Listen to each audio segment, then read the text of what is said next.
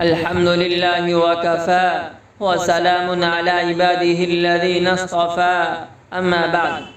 بزرگان محترم اور عزیز میرے دینی بھائیوں، 10 محرم کا جب دن آتا ہے، ظہر کی نماز کا وقت ہے، سارے تعزیے نکالے جا رہے ہیں، مسجد کے نیچے سے تعزیے لے کر جا رہے ہیں، لوگ ڈھول بجاتے چلے جا رہے ہیں، مسجد میں اذان ہو رہی ہے مگر کسی کو کوئی خیال نہیں، مسجد میں تکبیر پڑھی جا رہی ہے، کسی کو کوئی خیال نہیں، مسجد میں ظہر کی نماز ہو رہی ہے، کسی کو کوئی خیال نہیں۔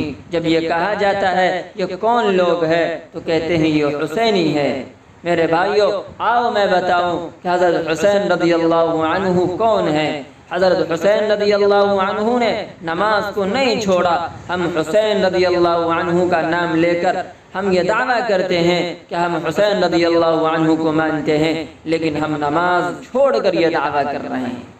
اگر حقیقت میں ہم حضرت حسین رضی اللہ عنہ کو مانتے ہیں تو ہمیں بھی چاہیے کہ ہم نماز کو نہ چھوڑیں بلکہ نماز کو ادا کریں۔ یہ ہر مسلمانوں کی ذمہ داری ہے کہ وہ اپنے آپ کو بچائے، اپنے گھر کی عورتوں کو روکنے کی کوشش کرے۔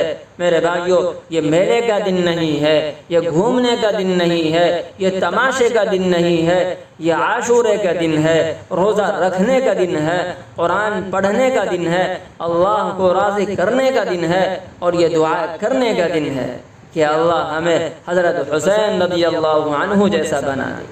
ہمارے یہاں شہیدوں پر ماتم نہیں منائے جاتے ہیں۔ جو شہید ہو جائے ظاہر ہے کہ ان کا مقام مرتبہ بہت بلند ہے۔ ہمیں افسوس ضرور ہے کہ حضرت حسین رضی اللہ عنہ جیسے عظیم ہستی کو شہید کر دیا گیا، مگر اس پر ماتم منانے کا حکم نہیں ہے۔ اگر ماتم منانا ہوتا تو رسول اللہ صلی اللہ علیہ وسلم کی وفات پر بھی ماتم منایا جاتا، جبکہ اس پر بھی ماتم منایا جاتا نہیں۔ جب سب سے افضل ترین انسان کی وفات پر ماتم نہیں منایا جاتا تو آپ کے بعد کسی ہستی پر کیسے ماتم منایا جا سکتا ہے؟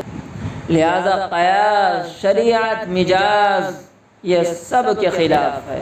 میرے بھائیوں، حضرت حسین اور اہل بیت کے ساتھ محبت ہونی چاہیے، مگر اس محبت میں غلو بھی نہیں ہونا چاہیے اور اس محبت سے انکار بھی نہیں ہونا چاہیے۔ یہی اہل سنت والجماعت کا مسلک ہے کہ حضرت حسین رضی اللہ عنہ نے راہ حق میں شہادت پیش کی ہے، اور حضرت حسین رضی اللہ عنہ کی اس شہادت پر ہمیں غم ہے، مگر ہم اس پر ماتم نہیں مناتے ہیں۔ کیوں کہ شہید تو بہرحال اس کا قطرہ زمین پر گرنے سے پہلے ہی اس کی مغفرت کر دی جاتی ہے، اور جنت کے دروازے اس کے لیے کیا کر دیے جاتے ہیں؟ کھول دیے جاتے ہیں۔ تو میرے بھائیوں، 10 محرم کے دن جو کرنے کا حکم ہے وہ صرف روزہ رکھنے کا حکم ہے اور اپنے اہل و عیال کے ساتھ وسعت کا معاملہ کرنے کا حکم ہے، اور اس کے علاوہ جو بھی کر رہے ہیں یہ تمام کے تمام شریعت کے خلاف ہے۔ اس سے بچنا چاہیے، اپنے آپ کو بھی بچائیے اور اپنے اہل و عیال کو بھی بچائیے۔